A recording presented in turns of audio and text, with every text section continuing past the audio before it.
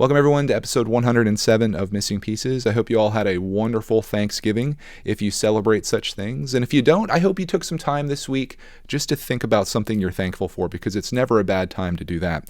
This episode kind of feels like old times for me because I'm recording this Sunday morning. This was a very busy week for us, which I'll be talking about in this episode.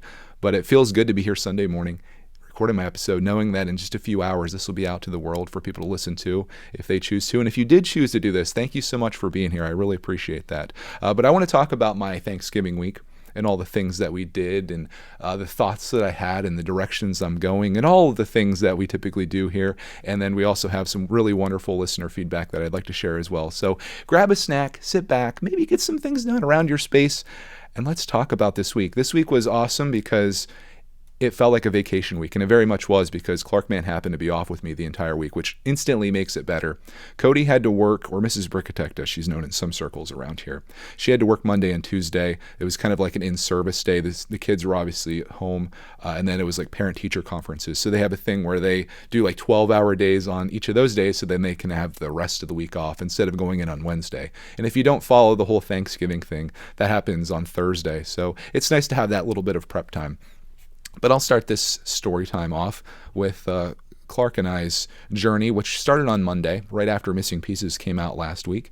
And Monday was fun because we went on a little bit of an adventure to get a new burner barrel. I'm not sure how common burner barrels are, or if anyone even uses them. In our area, it's pretty common, but instead of throwing away all of your trash and putting it out to the curb or whatever most people do in the dumpster, we are able to burn paper products. So I try to recycle as much as I can, but some things that are burnable, we burn those, and we do that in a metal drum. Like, think of an oil drum that you can buy locally, and then you just burn your papers. I don't know, it seems weird, I guess, now that I think about it, but it's been such a normal thing in my life that it seems normal to me. But when you describe it to someone that has never heard it before, it's like, you burn trash? And yeah, technically you do. I mean, obviously there's some things that get thrown away that can't be burnt, like metals. I didn't know this. I should be recording this podcast for like waste management, the waste management podcast. There's a lot of things that are biodegradable that we give to the chickens. So we're pretty good with trash. We have very little actual trash that is removed from our house because it's either recycled or given to the chickens to eat, or I just throw them random pieces of plastic and they consume it. I'm kidding, of course. It's too early for this joking, Greg, or bad jokes, that is. So Monday we went on an adventure to get a new one of these because over the weekend, obviously the ashes build up in this. And being that it's metal, it's out in the elements, and ours was starting to rust, and I knew that. And I knew there was like a hole inside. But as I was trying to take the ashes out of this, the thing started degrading more and more to the point where it basically had broken in half. So I knew of a place that we could go get one of these, and I called him a few times, and there was no answer. So I was like, oh, shoot. They're probably not in this week because it's Thanksgiving week. But I was like, nonetheless, we'll go there and I'll worry about it when we get there. And I drive to this place. It's like this big, it's like I guess a container place, but they have all these barrels sitting there. And the difference between the last time and this time that we came is that they now have it set up as a self-serve type thing, almost like an honor system. And I appreciate it any time that a person trusts other people, which is a very hard thing to do in these days and times, especially go back and watch Greg's World a couple episodes back. You'll find out why you shouldn't trust people in some cases, because people tend to not be honest. But in this case, they just had a little box that said, leave $10, take a barrel, which I did. And Clark and I loaded up, had a good time with that, brought it home, got it set up, all good to go. So that was our little adventure on Monday. I, of course, filmed this, and it's just fun creating little storylines and things that go around these. And it was just a really fun day having him home. And we also did some Lego stuff that day as well. I think we put out we might have recorded the Marvel CMF video that day. We did a lot on Monday.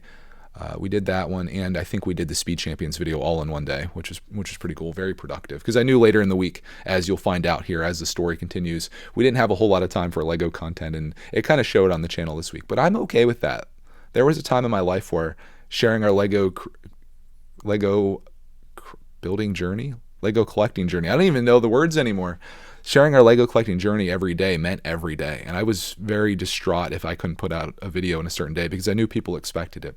These days I've matured a little bit, and I'm like, you know what? If there's not a video on Thanksgiving or whatever, so be it. It's just the way it is. People have their lives. They'll find something else to watch, obviously. So I'm not as important as I thought I was. It's just really not. It's not that.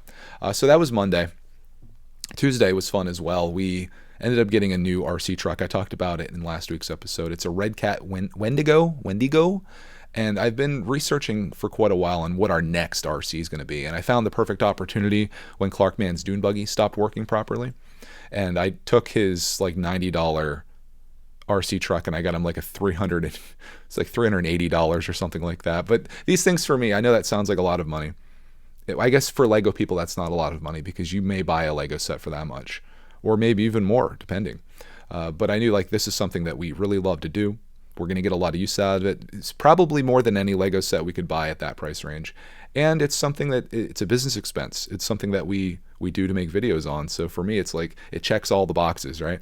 So we got that and we took it out running, and my goodness, it may be my favorite RC vehicle. Of course, there's a video on this. This is the beauty of time travel. I have these videos in my video backlog that are going to be coming out this week. But man, that truck is just so darn cool. It's a rock racer, which means that it can go over rocks nice and slowly, like you can crawl it, but the thing is so darn fast, and you got to be really skillful in turning it because it'll flip, and we flipped it dozens of times. But we took that out. It was a very chilly day, so we weren't out very long, but it was fun while we were there, and we're going to be doing a lot more with that truck. In fact, we ran it 2 more times this week after that I didn't film that. I probably should have, but we're just running around the yard, and it just rips. It's so cool. So lots of videos coming on that throughout the winter, because I plan to run it on some ice when we get some ice on our driveway, which today might actually be a good day for that. We got our first snow last night, so I can look out and I can see all the trees covered in snow. Not a whole lot of it, but just enough to be like everything's white, just enough for the chickens to not want to come out today. Because it's like, chickens don't have lasting memories, it seems. So their last snow that they saw was maybe 7-8 months ago. So when you open their little door to let them out, they're like, whoa, what is this? I'm not walking on that. It was so funny this morning. So many of them kind of came out and they'd like look out, and then they'd be like, no, ain't no way, boy. They turn around and then another one comes out and looks. Not a single chicken has come out of their coop today, which is good because I slept in quite a bit today too. And we'll get to the reasoning for that. But yeah, Tuesday was wonderful. Wednesday is where things went from being a lot of fun to being a lot of work, because my nephews and my brother and sister-in-law I knew were coming over on Thursday for Thanksgiving. And the studio was a giant mess. It has been for months and months. And I always get into these zones where about twice a year I get the studio amazingly perfect. And it's usually right before family comes because I want it to look good. So I literally spent the entire day Wednesday, well, at least from like 12 o'clock on, because we had some electrical stuff that was happening in the morning, and I helped the guy with that, which is going to be a whole nother discussion at some point here in the future, because it's going to be a little costly in what I'm trying to fix and trying to do.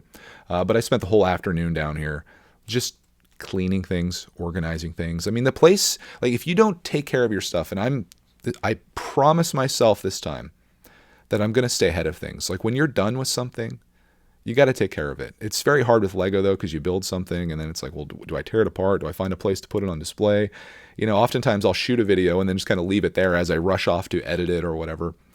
And over time, things start piling up, like you've seen in my previous missing pieces. If you go back last week, you probably saw a bunch of stuff just here. If there's a surface, I tend to fill it up with things. And I don't want to live that life. I want things to be immaculate.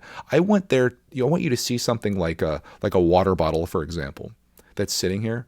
I want that to look so out of place and so weird that I can't do anything but pick it up and take care of it, because it's not the norm.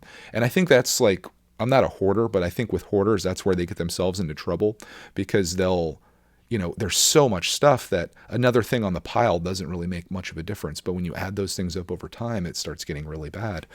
And it's so easy to take a crowded space and add more crowd to it than it is to take a perfectly clean place or space and then be like, hey, there's this foreign object here. So I want to stay ahead of it. And I spent all of Wednesday afternoon doing that up until we had dinner. And then after that, I actually organized with my buddies to get on a call. We try to do this. I try to do it all the time, but everybody has like lives and things that are happening, so it's hard to get everyone together.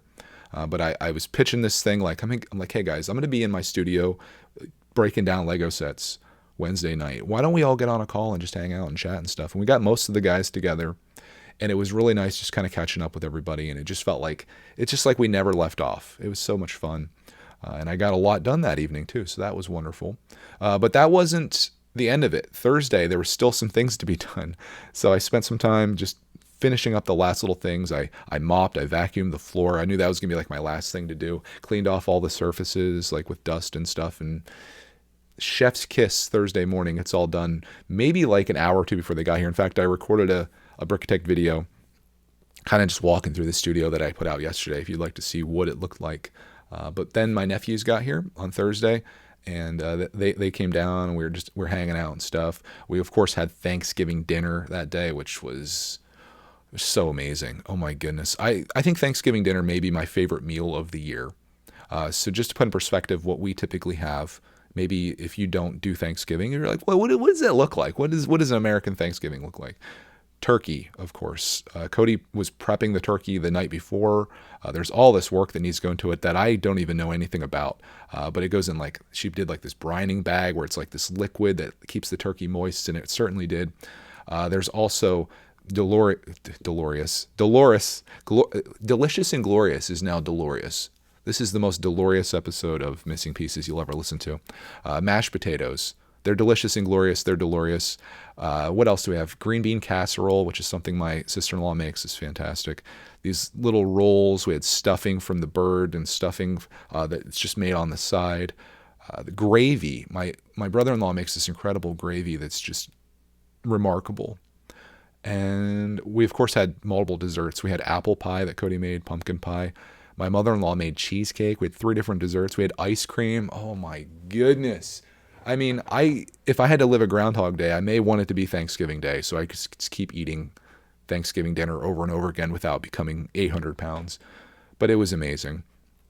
After that, the real fun started, because I knew, like, in getting this place set up, that it was going to be gaming center down here. It was going to be Greg's Arcade in real life. So I had a setup here with I had the PlayStation set up on a TV. The gaming PC is set up. I had the Xbox One hooked up. I had the PlayStation 5 hooked up. I had to move some things around because we had to dial in our stuff.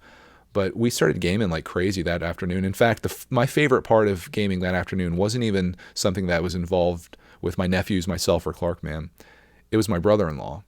I had no idea, but he really loves flight simulators. And I had Microsoft Flight Simulator downloaded for Xbox. We were just randomly playing it. He went out and he was looking, I think he fed the chickens some stuff, and he was looking at our new concrete work that was done out here.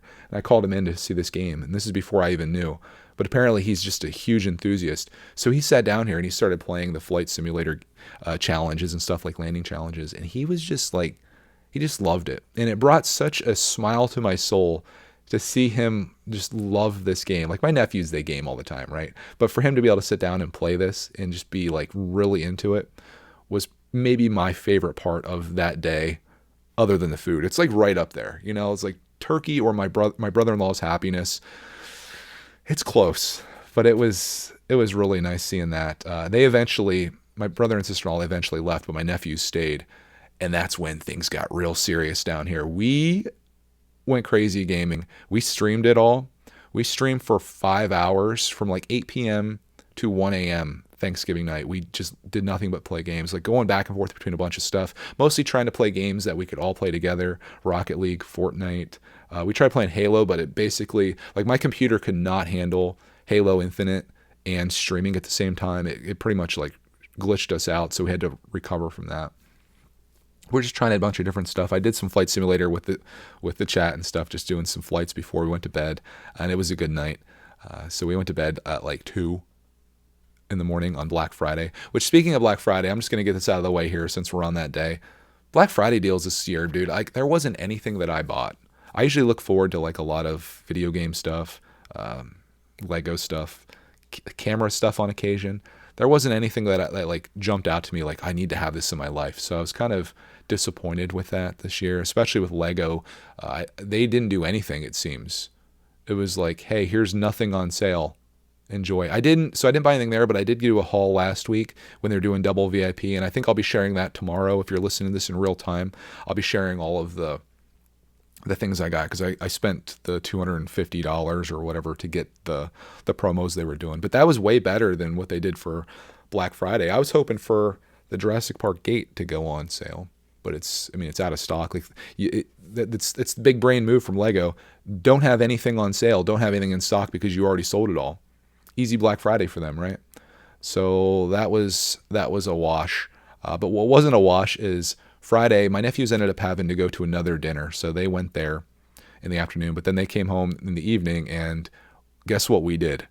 We gamed for another 5 hours, another 5-hour live stream where it kind of did the same thing over again. And it was just so much fun. Oh man. But that was pretty much the days. Like we just gamed the whole time. Clarkman was into it. I took a nice nap on Friday, or I tried to at least. I don't know if I fell asleep or not, but like in the afternoon, I was pretty whooped because I went to bed at 2 and got up at 7, which is late for me even. Like usually I'm getting up before 5 o'clock, but now my time is moved again. It's moved later, and I don't know if I really like that. I really do like the mornings. So Friday, awesome gaming day. It took us to Saturday.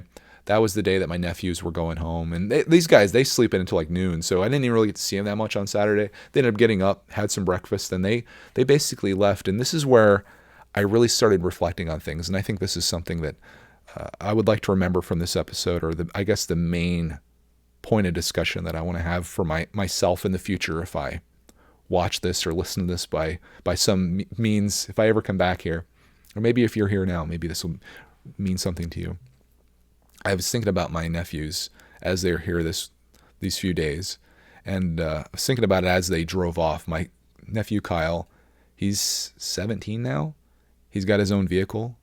He drove my other nephew away, and as they're leaving the driveway, I'm just like, oh my gosh, like time is so fleeting. And I was thinking about this as the whole weekend was going on. I was thinking about these guys and how grown up they are. Like as soon as they walk in the door, they're like 6.5 feet tall, both of them. They're just giants.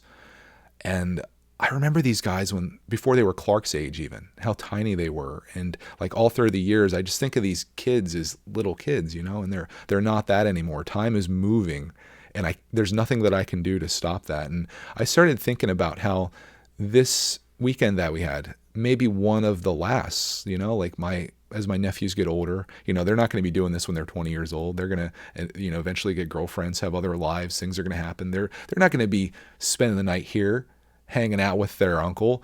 And I felt like I used to really feel like the cool uncle, when they were little kids. I had all these video game things, and they would come over and be amazed by, playing Sega Genesis and all the systems that I had. And like, they loved it, But now it's like, as they've gotten older and I've aged at the same rate as them, even though we're just as far apart as we were when they were younger, I don't feel like the cool uncle anymore. In fact, I find it hard to like relate to them, and like, because they're honestly cooler than I am, you know what I mean? Like I'm learning things from them now. And I think about that, and I think about how those moments that I'll never get back, like of course I have some of them recorded and stuff, but like these guys are like moving on to their lives. And then it got me thinking about Clarkman and how in 10 years from now, he's going to be as old as Landon, my youngest nephew, and like how crazy that is. And like, what's life going to be like when I don't have this anymore? Because I just love life so much right now. I love where I'm at. I love the time that I have with Clark. And I know, like, I don't think that's going to change. I definitely see a 15-year-old Clark sitting here beside me and us doing the things that we love to do now, whether it be Lego or gaming. I definitely see gaming as like a huge part of our future, especially looking at my nephews and then looking at Clark's interests as well. But I just want to have a relationship with him at that age that I have now. I want to have those connections. And I think that I will. I've talked about this on the other episodes, I always felt like I share more of connections with kids than adults. Like even historically, when we've had these gatherings, like it's not me upstairs with Cody and my brother and sister-in-law talking about whatever. It's me doing my thing with these guys, like playing games or hanging out or building Lego or whatever that is. That's what I relate to way more. And I'm not ashamed of that. I think that's pretty cool. But there's a sadness in me knowing that eventually these days are going to come to an end, like my nephews are going to grow up. Clark Mann's going to grow up. And it's like, what do I do after that? I think maybe athletes sometimes have this feel, like professional athletes. They know they're at their peak, and it's like, someday I'm not going to have this anymore. I'm doing great right now, but someday this is all going to come to an end. And I know life has chapters, and I understand that, and that's fine. And I don't want to keep Clark I kind of do. I love Clark as a 6-year-old. I just think he's such a cool kid. But I don't want to keep him from living life, you know what I mean? Like to experience what I've experienced, and hopefully way more. You know, you always want more for your kids, I guess, than you've had. But it sucks to know that this is so fleeting. You know, life is fleeting, time is fleeting. That's a bummer, and I'm sure there's parents out there that can relate to this. Maybe you saw your kids grow up. I do get comments quite often that are from people that say, "Oh, Clark reminds me of my son or my daughter at that age and what that was like," and it kind of takes them back. And I know that's going to be me someday. I'll be watching someone's videos or whatever, and I'll be like, "Oh man, I remember when Clark was 6 years old," and it's so fleeting. So I say all that to say, really appreciate the moment that you're in right now, even if it's not the best one, or if it is the best one. Just be like, I'm never going to have this moment again. And if it is Thanksgiving or whatever day of the year it is, you don't have to make it a special one. Really just appreciate it and know that you're like, just be thankful. I wish Thanksgiving was all year, honestly, because if that's really, and I don't even think that's what people think of at Thanksgiving, even though it has that name. I think most people think of what I described here, which is the food, the football, the Black Friday deals, stuff like that. That's a big part of it. But another part of it is people getting together and enjoying just the time of being a family or friend or whatever you have or whoever you spend your time with. Like, it's just appreciating those things. And I need to really think about that, because you blink and a year has passed, 2 years have passed, 10 years have passed. Your nephews who you used to watch them crawl around the floor are now driving away in their vehicle. It's wild. It's so crazy. Welcome to Greg Gets Old as episode 1. Anyways, that was kind of my week and kind of everything that happened. The thoughts that ran through my mind, being appreciative, but also being a little sad by how quickly things are going. Now that you've heard about my week and my life and all the things that are on my mind, let's turn this over to you guys with some listener feedback and some Q&A. We've got a couple questions here. First one is from New England 4, who says, editing is very time consuming. Have you ever considered hiring an editor so you'd have more time for other things, or do you enjoy editing? For me, editing I think is more important than even the filming of it, because editing is where you craft the story. I take the block and I sculpt that down. I don't want to just deliver a block to somebody and be like, hey, you make that into something really cool that I can enjoy. I want to be the sculptor of the story. So for me, editing is very important. Like when I'm filming, I'm already thinking about like, what's the storyline going to be and how's this going to progress? And even though like I'm not making like feature movies or anything like that, my videos do follow like a little bit of a timeline, and sometimes themes will recur throughout it. And that's what I really love. I used to just, like when I first started out, I would just hit the record button and there would be no, beginning, climax, conclusion. There would be none of the things that make a good story. But now it kind of feels like the flow. And it's very easy to do when you're recording your day, because your day typically does have some type of flow, right? I woke up today, I had breakfast, I had lunch. If you're going to keep it that simple, it's easy to do. But I don't know. I like making things. So for me, the part of making the videos is a lot of the fun, even though it takes a lot of time. So I don't think I would ever hire an editor. I do think somebody could probably do much better than me. Someone that's like trained in editing could do like amazing work with filming and stuff like that. Or if I just did the filming and they did the editing, they could probably make it look really great. But I like putting out things that's mine. So I don't think I'd ever do that. Next question we got was from 501st Clone Trooper, and this is in regards to me saying vote with your wallet with Lego Star Wars. If the things are too expensive, don't buy them. And my thoughts on the AT-AT, which is like, I wouldn't get enough value out of it to justify the cost. Like it's just not there for me. He says, if there's ever a sale on it, would you consider buying it? It's a really cool set. Always. I never rule anything out in the world of Lego. If it goes 50% off or more, it's open season on pretty much any Lego set. Like I'm probably going to buy it, even if I don't like it, because I'm always like, Clark could buy it or build it. I'll buy it. He builds it. And then we'll just part it out. If it's not something I really want to hold on to forever, we'll at least maybe do a live stream on it, do a video on it. So for me, it's totally worth getting sets that are cheap. So on that, I mean, it would really have to be a heavy discount, because when you get into those big sets, I start to see the burden that is Lego. And I've talked about this, I think, before on this podcast, but everything you buy eventually becomes a part of something that you have to manage, right? So if I pick out a Lego set and I'm like, okay, cool, let's bring it home. Let's build it. And then after that process is done and all the videos are made or all the things that we do with it, all the enjoyment has been had, then it becomes, okay, so we're going to keep it on display, which in most cases the answer is no. So then we're going to tear it down. Okay, so then I have to take the time to break it down. And then I label up a bag and I get the manual and I put it into a 3-ring binder inside a sheet protector, and then I store it. And it's like now that thing's become a part of my life, part of my existence. I'm really starting to think like, do I want this thing to be a part of my existence? Do I want this? Like, is this thing worth the burden that it is? And if you're a huge Star Wars fan and you love the movies and you love Lego and you love AT-ATs, and it's like, okay, that's totally makes sense. But like, just like the Titanic, if I bought that, there's a burden every step along the way. The financial burden, the burden of actually building it, something that I don't think I would enjoy, being that there's no variety in the build. Then when you're done, there becomes the burden of where to display it, making a display space, always having a display, dusting it, keeping it clean, keeping it from getting broken, what to do with it when you die. Like every part of Lego is a burden. It really is. Other than the enjoyment that you get from building it or displaying it or whatever, every other part of it's a burden. And like, that's my dilemma with having a hobby that is about collecting physical goods. And that's another reason that I think gaming maybe is better than Lego in some regards, because you can say you're spending $50 either way on a video game or on Lego. The game, buy it digitally, you never have to worry about it. Or you can even get you can get the disc, but that's all you have. The Lego set, you've got a lot more than that, obviously. The Lego set you're going to build, then it's a $50 set. When you're done, you might play with a little bit. As a kid, you're probably going to play with it more.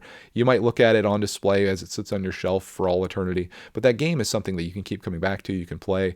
I don't know. I think each thing has its own merits, and I've compared Lego to RC as well before, where I think RC, in my mind, is a way more fun than what Lego is for Clark and myself. Like, we just have way more fun with it. But I like Lego because for me, it's like a part of my childhood. It's rekindling that past.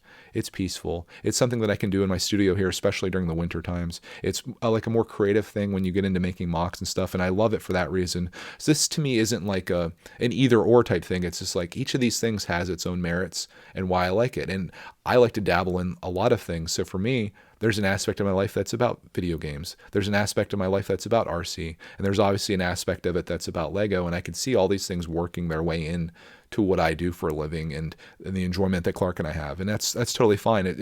It's really cool to see that regardless of what we choose to do, it seems like there's an audience of people out there that are very interested in being a part of whatever that is. And to me, that is like the biggest honor. So I'm very excited about that. I'm excited to know that as my life goes in these chapters, when you make your entire online presence about personality as opposed to products, which I think a lot of people in the Lego space struggle with, you can navigate, like if all you did was, I don't know, say this is something we did, which is, say all you did is play Roblox and you made Roblox entertainment.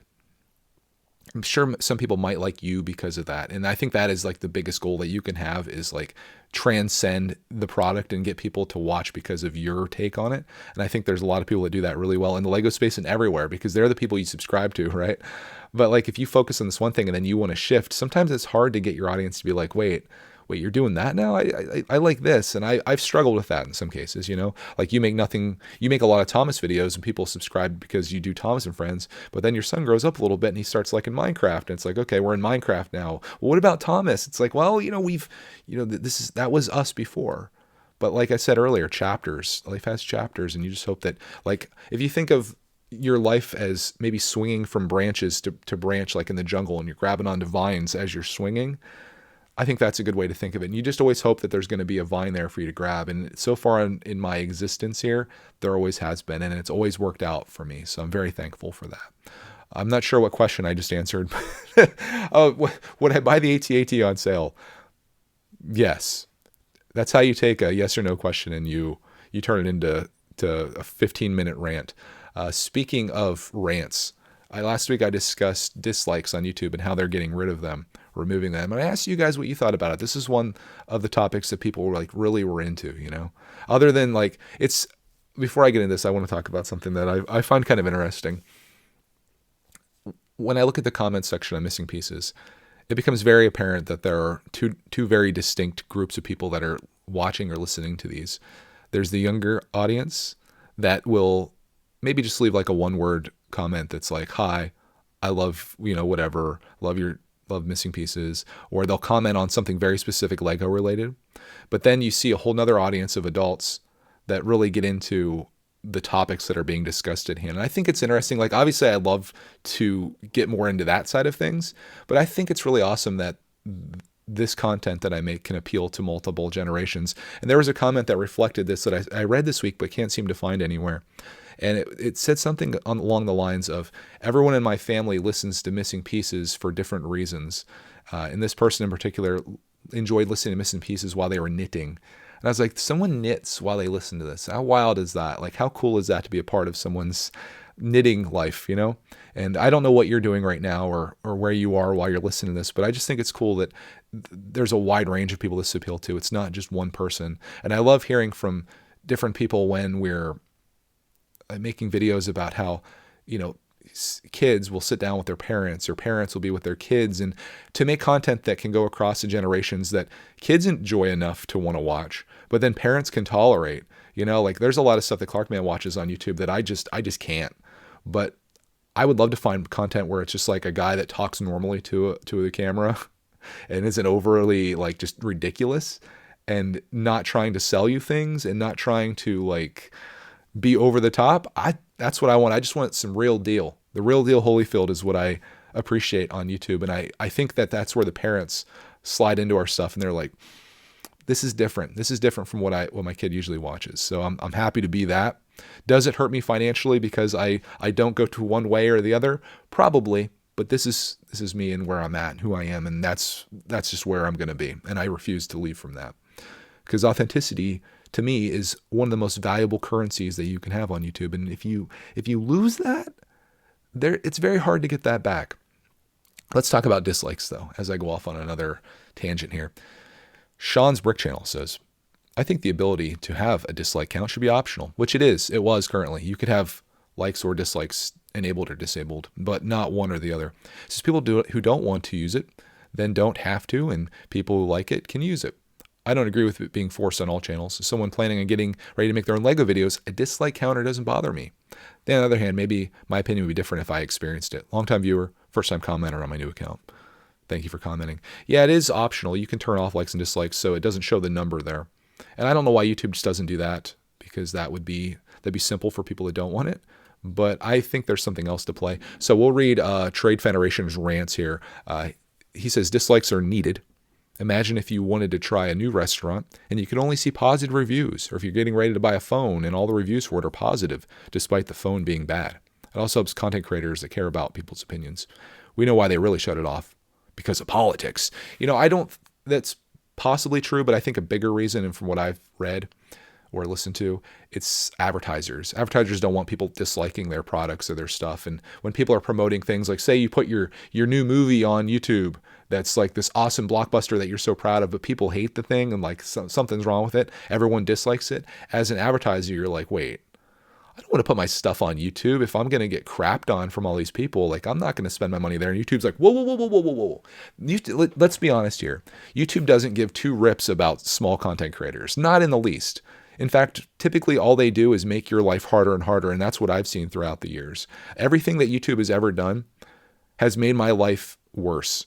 Every single thing, whether it be removing comments from my videos, doing the whole COPPA thing, like changes that they've made, like every time they make a change, things are worse than they were before, at least in my opinion. Then we just kind of adapt to it and that becomes the new norm. But every time something happens where they change the site, move something around, remove a product or a ability to do something, like every change they make, I dislike YouTube more, but it's the only option. And there'll never be a competitor to YouTube because it costs too much money to do what YouTube does, to host all of these videos of everybody uploading whatever it is they want to upload and no one watching it.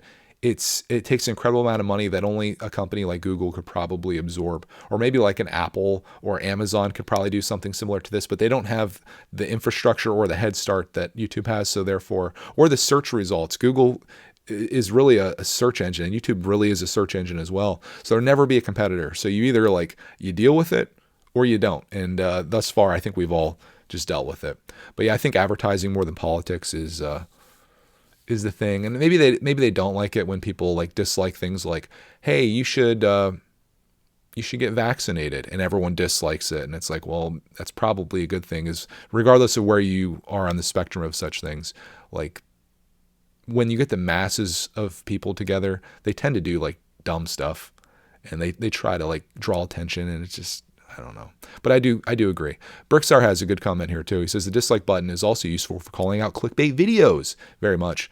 He says in all the years on YouTube, I can't think of any time I was dislike bombed or know anybody that was, but I know a lot of times they clicked on a video that wasn't what it promised by the title and thumbnail, or just outright horrible. YouTube Rewind was bad. I don't think that counts as being targeted because it was really bad and out of touch with creators. Even the people that were in it didn't realize how it would be edited. That's also true. But again, there was an element to that video that became, let's all dislike it just to dislike it. It was a bad video, but once you announce like, oh, this video has a lot of dislikes, that's when people want to dislike it even more to see how far we can take this. But that's an exception rather than the norm. I think there's a few people that'll dislike videos just to dislike them, you know. I think overall though, dislikes are good because like you said, I think I talked about this in last week's episode.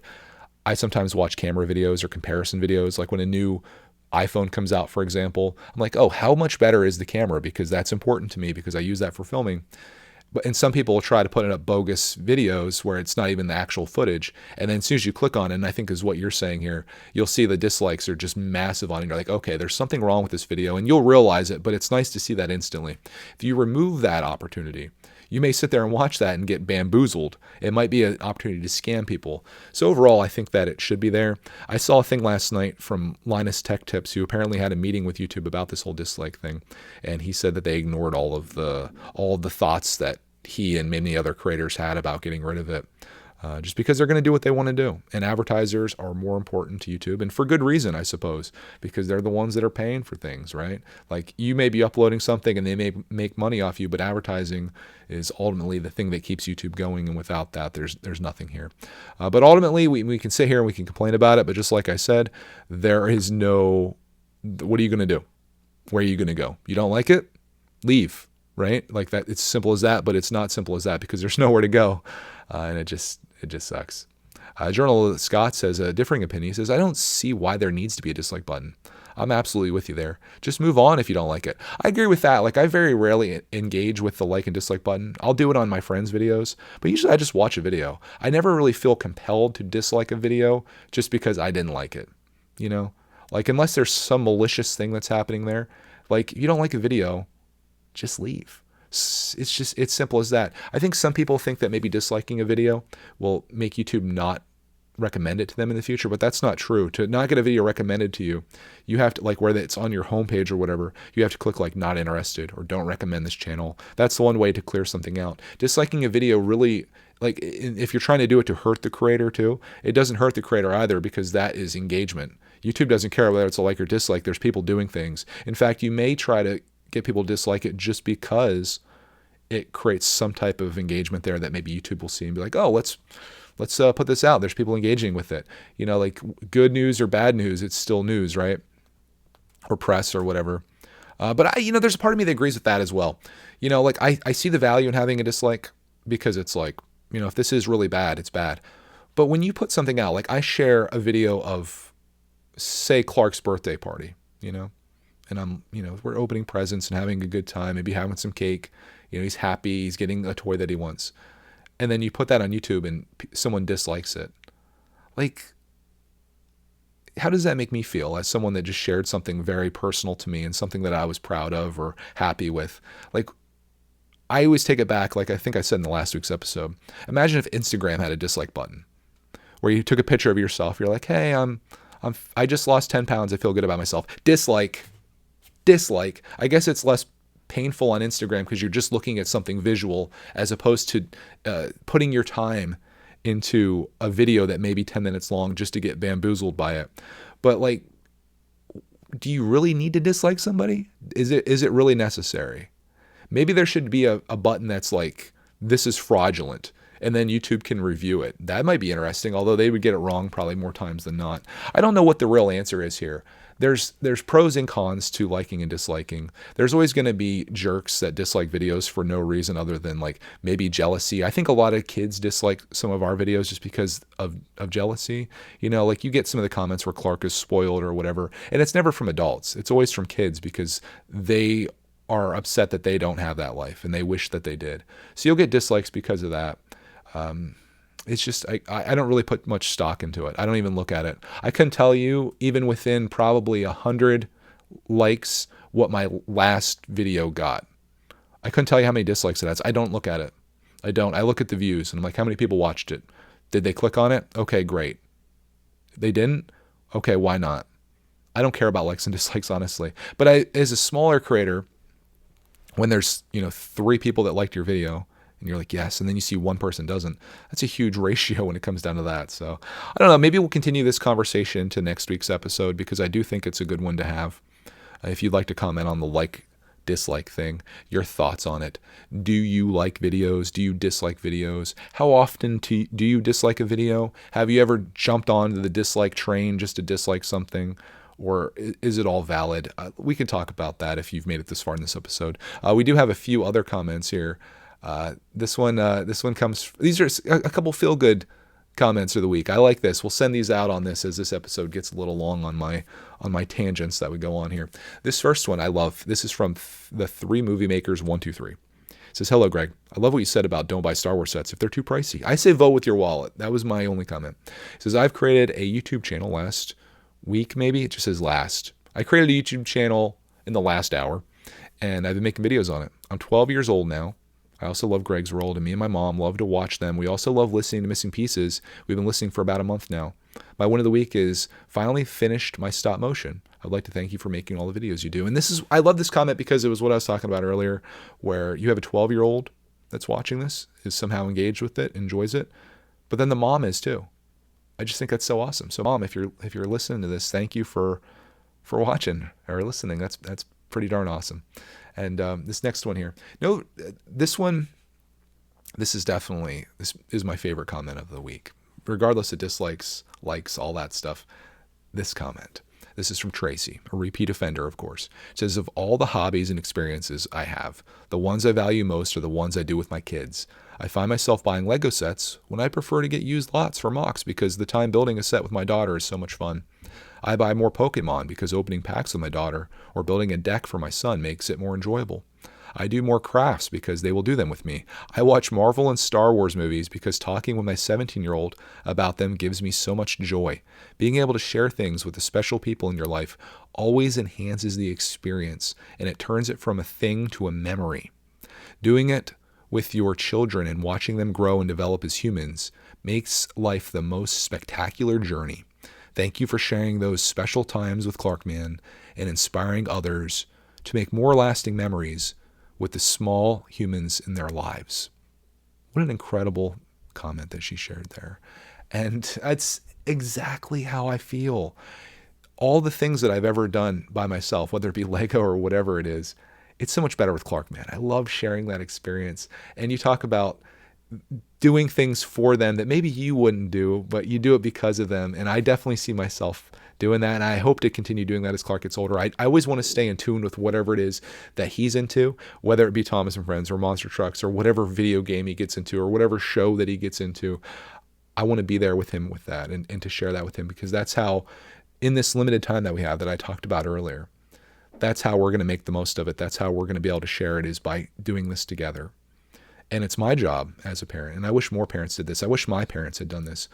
I wish they had been in tune with me or put time into me.